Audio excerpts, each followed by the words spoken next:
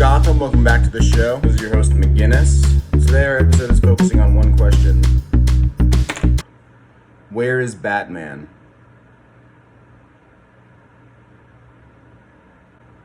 Where is Batman?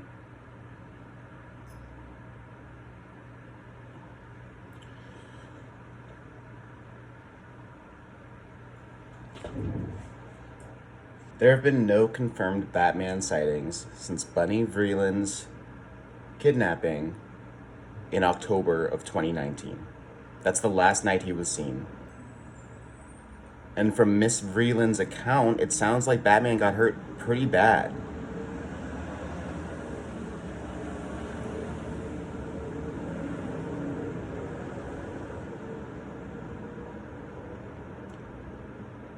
Batman would have done something by now.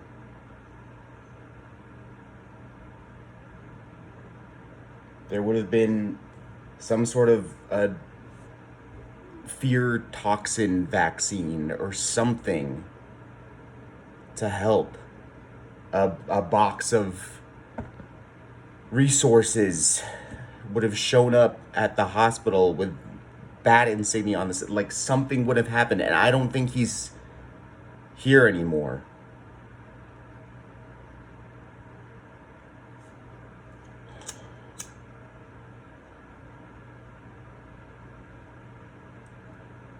I can't look at myself when I talk about these things.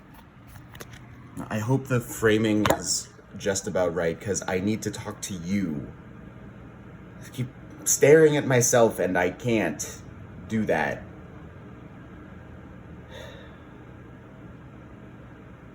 We need protectors right now. We need people who are gonna stand up to the things that go bump in the night. Batman was Gotham's hero because that's how bad things got here.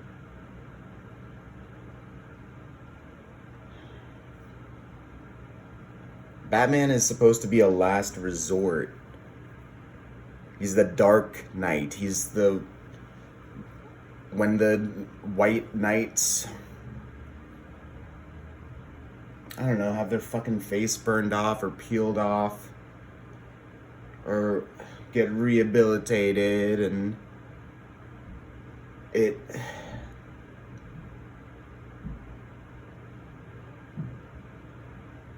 I believe in Batman.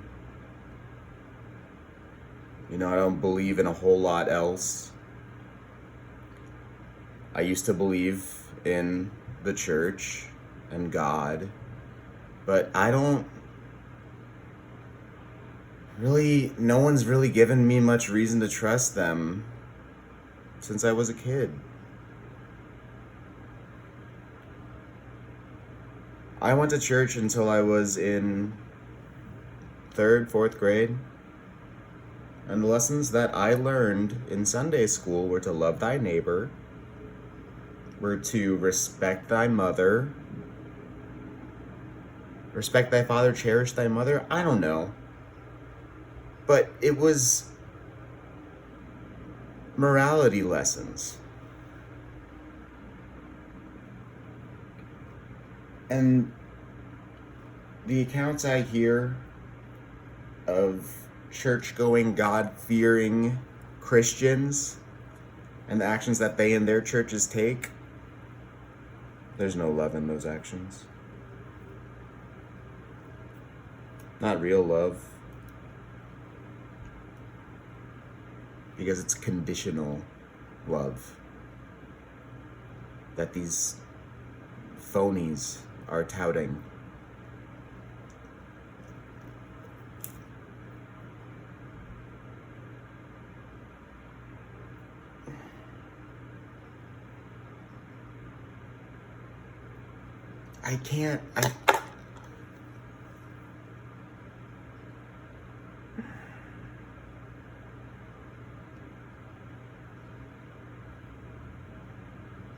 Ruth Bader Ginsburg is gone. Chadwick Boseman, the Black Panther, is gone. Black Panther isn't gone. Letitia Wright is going to take on the mantle, and it's going to be amazing. But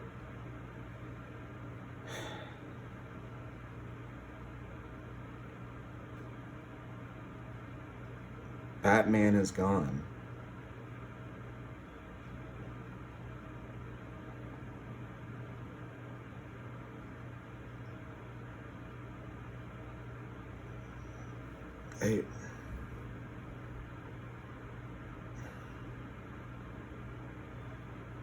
I don't really talk about this, or I haven't in a long time, but when I was a kid, Batman and Robin saved me.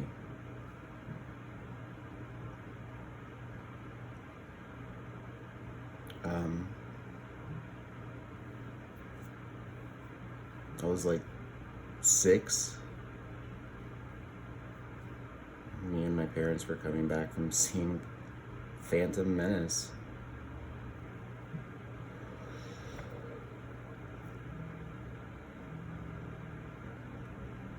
And I couldn't believe that I got to go see a Star Wars movie with my parents. And my sister. That was something that my parents had enjoyed when they were a kid, and now I got to enjoy it with them as a kid.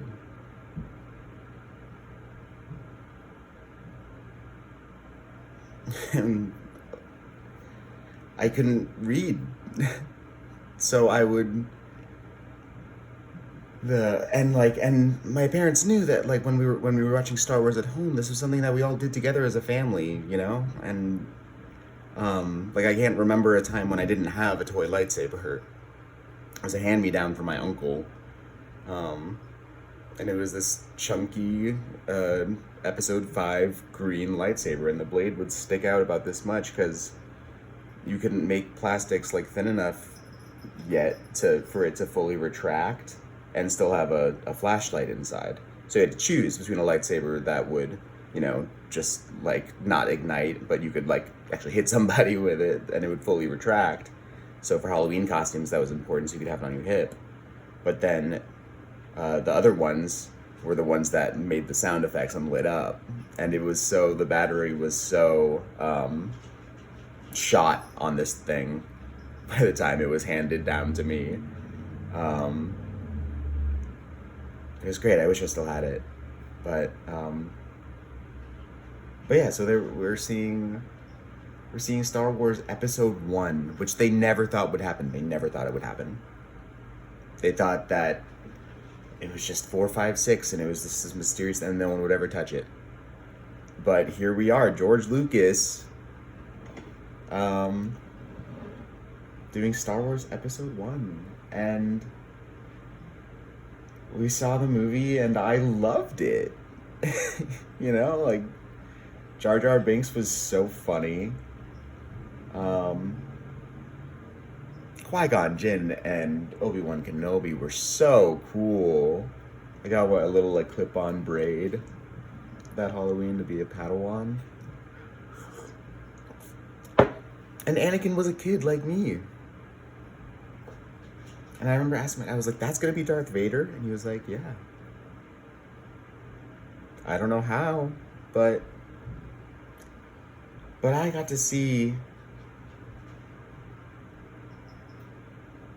at 6 years old, I got to see what looked like a 6-year-old boy to me, even though he was crushing on a teenage Natalie Portman.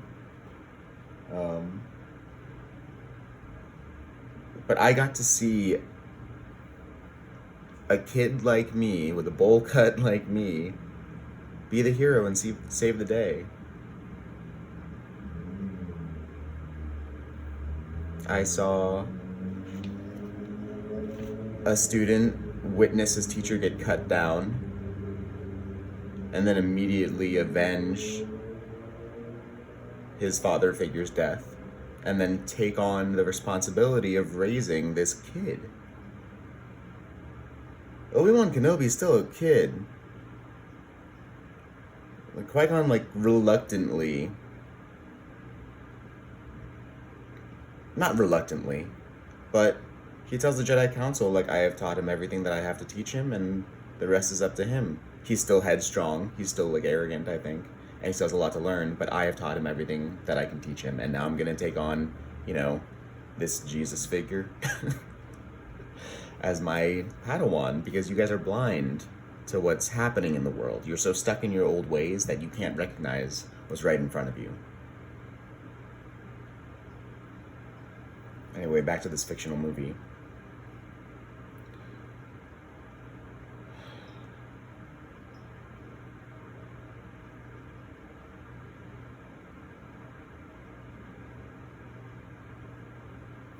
And like, I know that I'm putting off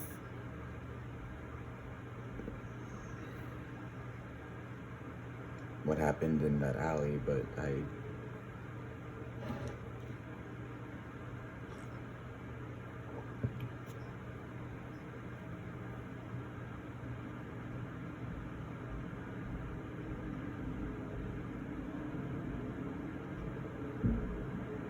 Obi-Wan had to step up and be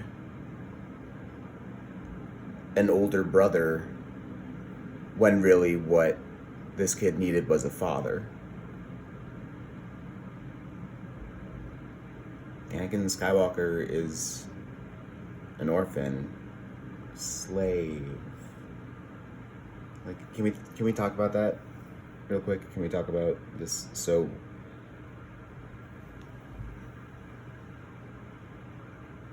my church and the church on the world stage, the national stage, what the church puts into the world, told me that it was not okay for me to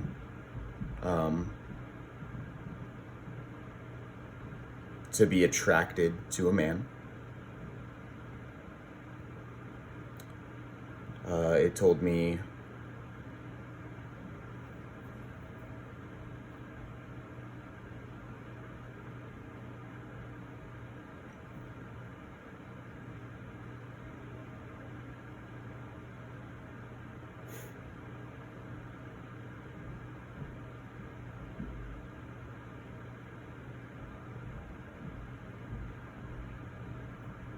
what Star Wars taught me.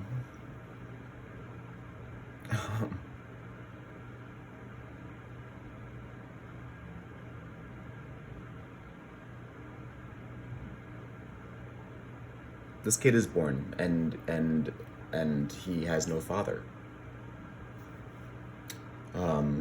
He's born to a slave mother.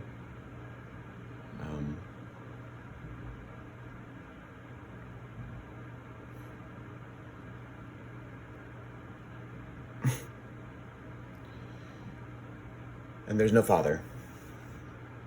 There's just no father. It's weird. You'd think there'd be a father. How could a slave boy not have a father?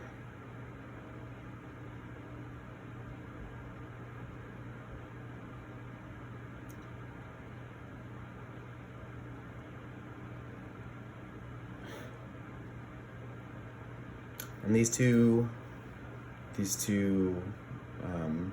warrior monks show up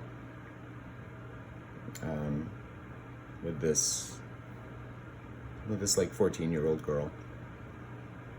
This cute 14-year-old girl. She's a kid. Any discussion of how attractive she is ends there. Because she's 14. And therefore nothing that she does should be seen as sexual. Because she's 14.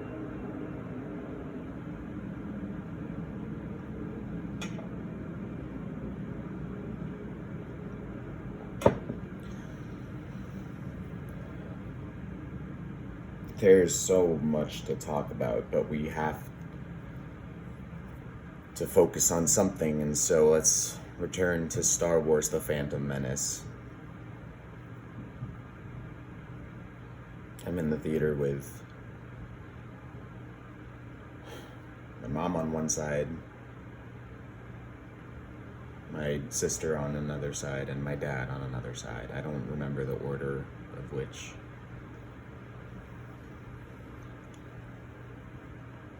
I do remember I was sitting next to my dad because when we start bartering with Anakin's slave owner, I remember he was speaking in an alien language, and so I needed my dad to read subtitles to me. And at home, he always read subtitles to me. There was no question about it. But he was so sucked into the movie that he forgot. And he'd be like, Dad, like, what's he saying? And he was like, oh, sorry, buddy. Yeah, because that sense of going to the movies and that sense of awe. And I left that movie theater and I wasn't thinking about how Anakin was going to fall to the dark side and all that. All I saw was that he was going to become a Jedi. He was going to become the best Jedi ever. And he was just a kid, and I was just a kid, and I could be that. I could be anything I wanted, but I wanted to be a Jedi.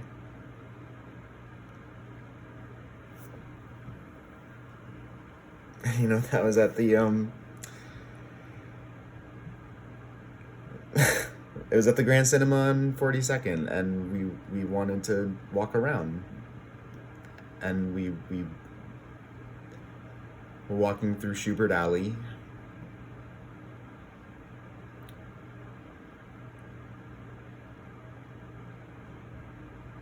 And all of a sudden I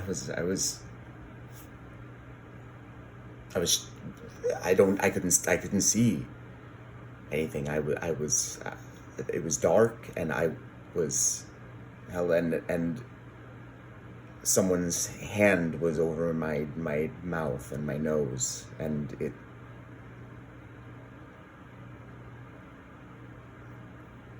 smelled bad. It was like cigarettes and animal and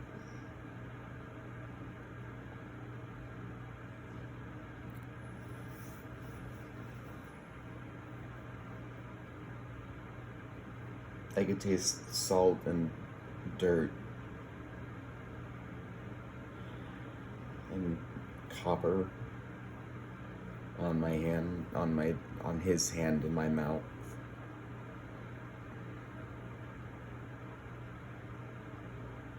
And I heard my sister scream, and my mom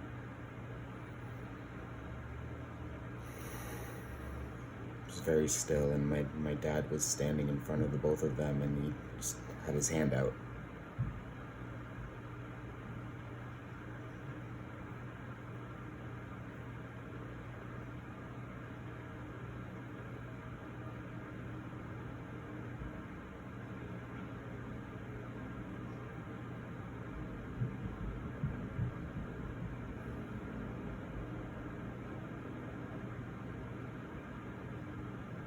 I said, please, I'll give you anything you want. Just don't hurt him. Let's just stay calm.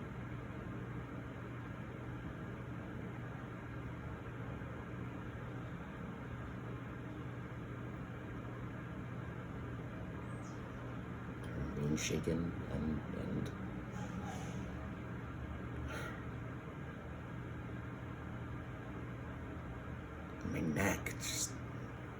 my neck hurt the next 2 weeks. And this man, he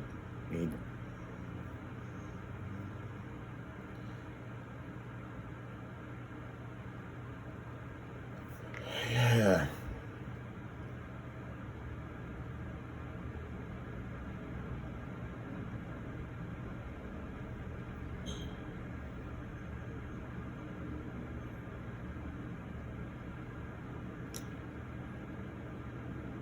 They told me that one of them was holding me, and another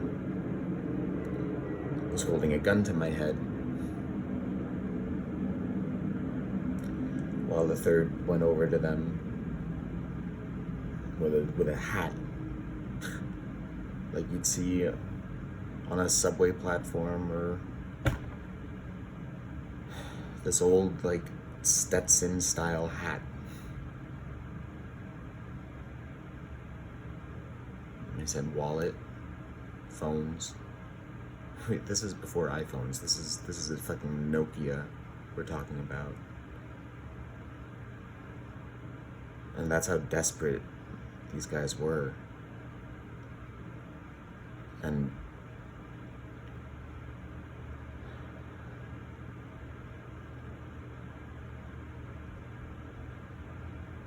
then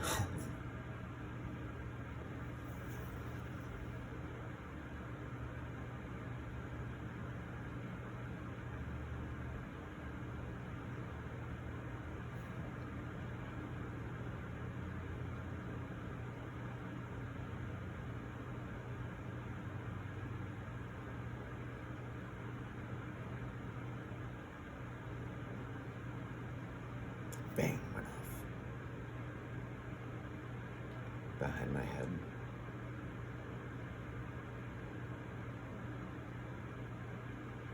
And it came with this scream that I had never heard before. And I looked, and the man who had been holding the gun to my head, his elbow was the other way. And then I heard another, more muffled thunk. Is the only way I can hear it so distinctly. And I looked around, and I looked up, and he was there. He was there.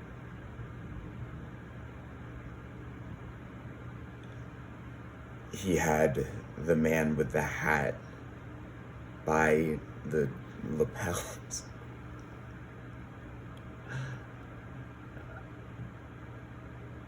He wasn't wearing a jacket with lapels, but it was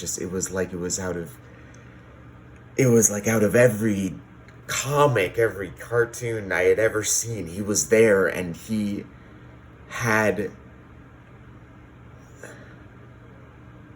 this assailant.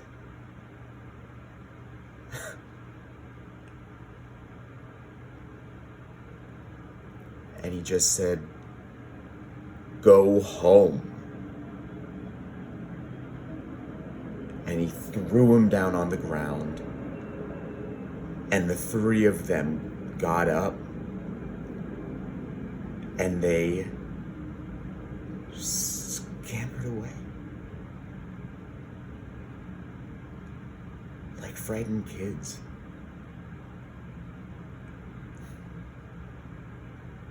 And then I heard, "Hey man, you all right?" And I turned, and there was Robin, looking only a few years older than me, and his hair was like this, and his smile just told me that everything was gonna be okay.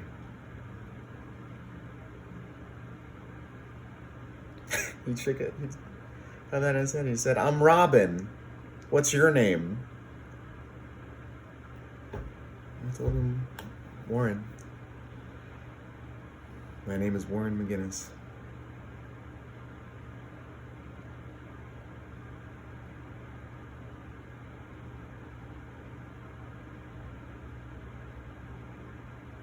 "Are you all right?" And it was him. It was the voice. I'll never forget it. And my dad said, "Yes, thank you. I don't know what we would have done if you hadn't been here." All of a a sudden, my sister had her arms around me. She was crying. I was crying.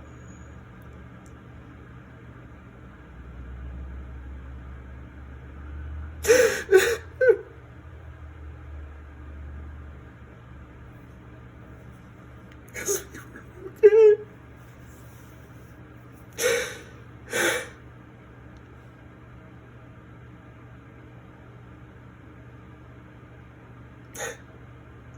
My mom was there.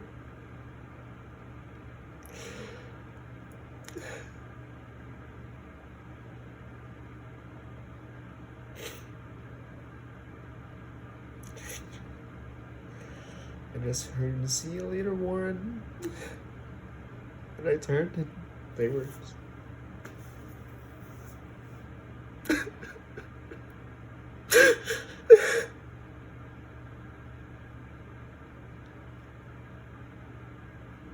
They're gone.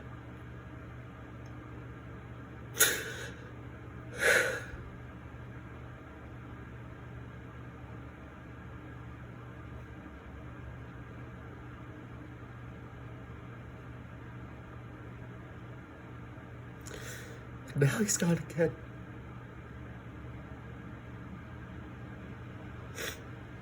I lived the past 21 years of my life knowing that Batman was out there.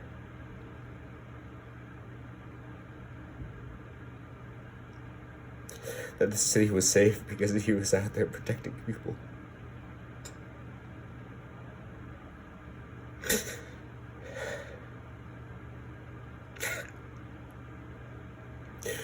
And now he's gone, and I don't think he's coming back this time. I really don't.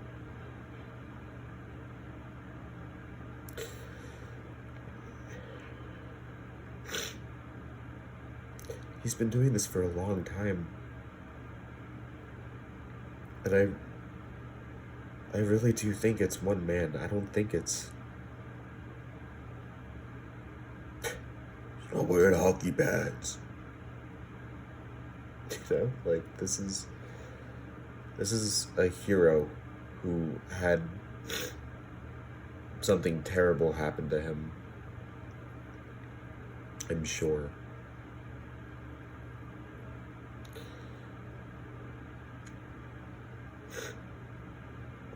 But he went out and he helped people. Because he could. And he became a symbol. Every movie, every comic arc, there's discussion of that, of as just a man, you can only do so much. You have to become a symbol. You have to become an idea, because ideas are bulletproof.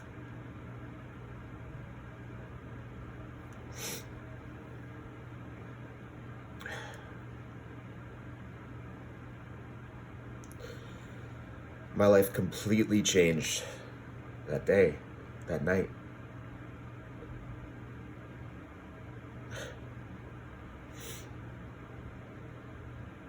That night. It's a midnight premiere.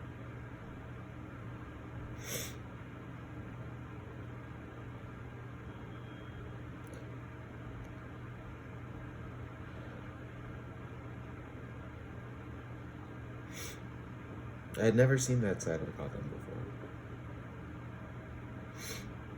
before. The city's not like that during the day.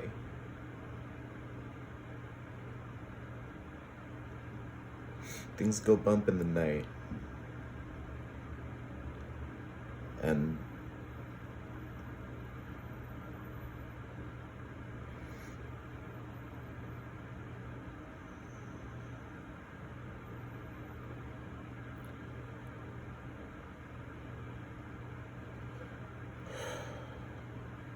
we have to reclaim the night. Because they're trying to take it from us. These quarantines are not to keep you safe. They're to give them an excuse to hurt you if you go bump in the night.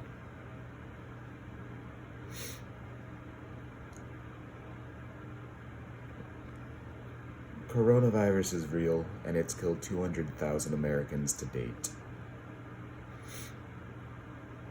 A second wave is coming. And it's simultaneous with Trump trying to get another white supremacist to replace Ruth Bader Ginsburg, who was a grandmother who symbolized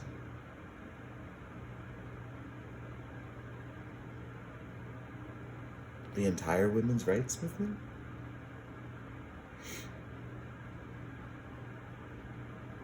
Is it too extreme to say that? I don't think so. We're losing our champions. Batman, sure, but he's a very local hero. He means a lot to me. He doesn't mean that much to other people, but Ruth Bader Ginsburg, Chadwick Boseman, who embodied Jackie Robinson, Thurgood Marshall, James Brown, and Black Panther. T'Challa, King T'Challa. And he did it with such grace and dignity and pride.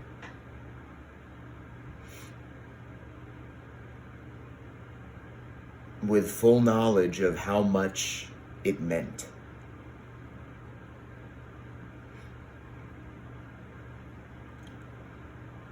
There's a Chadwick Boseman quote where he says that, like, when he comes face to face with God, he wants to tell him that he used every gift God gave him in his time here. It's something along those lines. I apologize for not checking. And I think he did it. That is the gift he gave us with his passing. He gave us 4 years of life, knowing that death was just around the corner, and that death always is.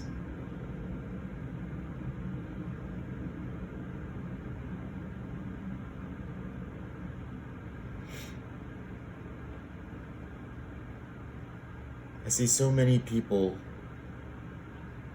who have not had to come face to face with death, really, in their life. Not on a personal level, not on an ancestral level. They have only known a life and a history where they are protected and they are right and they are the strongest and they are the best. This is what they tell themselves. They tell their children who tell their children. And they don't face the ugly truths about their pasts. And so their pasts become their presents. And now they are actively trying to lock it in as our future. And we can't let that happen.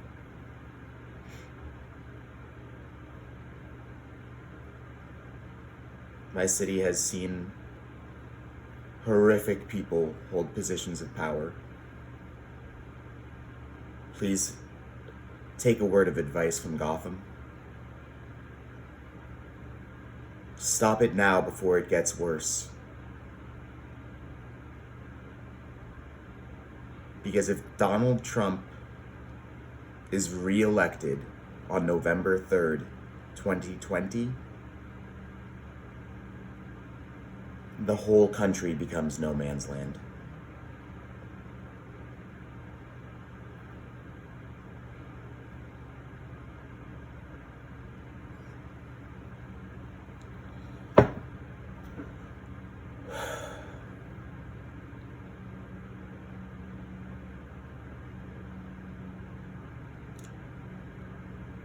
This is Warren McGinnis. I don't know why you say goodbye. I say hello, Gotham.